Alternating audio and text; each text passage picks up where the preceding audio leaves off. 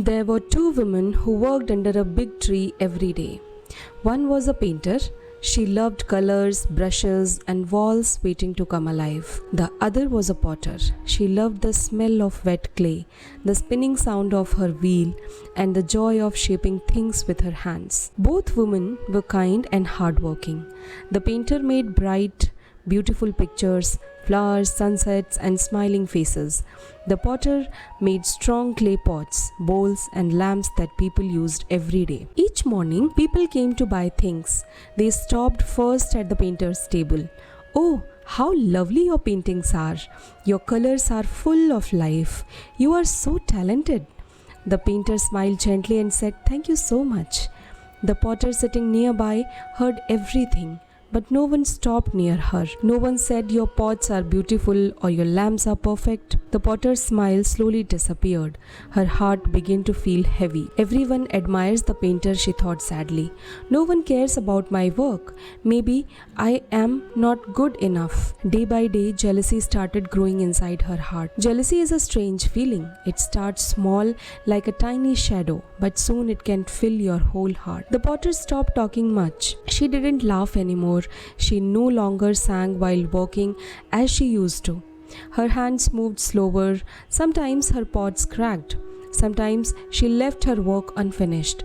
She looked at the painter's bright colors and thought, "Why can't I be like her? Why don't people notice my art?" The painter saw her friend growing quiet but said nothing. She knew that sometimes people need kindness, not questions. One morning, the painter came running, full of excitement. "There's wonderful news," she said. "The village is having a festival next week. I have been asked to paint a big mural for it." The potter looked up and smiled weakly. "That's nice. You deserve it. Everyone loves your work," she said softly. The painter sat beside her and spoke kindly. "I want this painting to be special, full of colors, light, and warmth. But I can't do it alone. I need your help." The potter frowned in surprise. "My help? What can I do? You already have all the talent. You don't need me." The painter shook her head and smiled. "I need your lamps. I want to place your clay lamps all around my mural. When they shine at night, the whole painting will glow.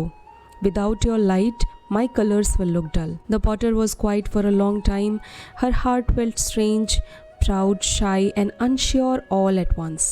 Finally, she nodded and said, "All right, I'll make them." For many days, the two women worked together. The painter stood by the wall with her brushes, and the potter sat near her wheel with her clay. The air was filled with smell of paint and earth. They talked, laughed, and sometimes sang old songs as they worked. The potter began to feel happy again. Her hands moved smoothly, and the clay spun easily. She made one lamp after another, small, round, and perfect. One evening, when the sun was setting and the wall shone with colors, the painter said softly, "You know, my colors may shine brightly now, but one day they will fade. But your clay lasts for years. People will use your pots, your bowls, your lamps every day. My art is seen, but your art is lived with." The potter looked at her hands covered in clay, her eyes filled with tears, not of sadness but of realization. "I never thought about it that way," she said. "I was too busy feeling jealous that I forgot my work has its own beauty." Finally, the night of festival came. The people gathered around the big wall that the painter had finished. The mural was full of bright colors, trees, rivers, stars, and smiling faces. All around it were the potter's clay lamps, shining softly in the evening. The light made the wall look alive. It seemed as if the painting was breathing. Children clapped, women smiled, men nodded in appreciation. "Look at the painting," someone said. "It's so beautiful." "And look at those lamps," said another. "They make it shine even more." The painter turned to her friend and said, "See, your lamps brought my painting to life." The potter smiled proudly and replied, "And your painting gave my lamps a reason to glow." Both of them laughed, not as painter and potter, but as two friends who finally understood each other. After the night, they continued to work together. Sometimes the painter decorates the pots with colors. Sometimes the potter made beautiful frames of clay for the paintings. People admired both their works. but more than that, they admired their friendship. The potter no longer felt jealous. She had learned a big lesson that every person's gift has its own meaning and value. Jealousy make you forget who you are, she thought. But when you see your true worth, you stop comparing and start shining. Don't compare yourself with others. Everyone has their own light, their own gift.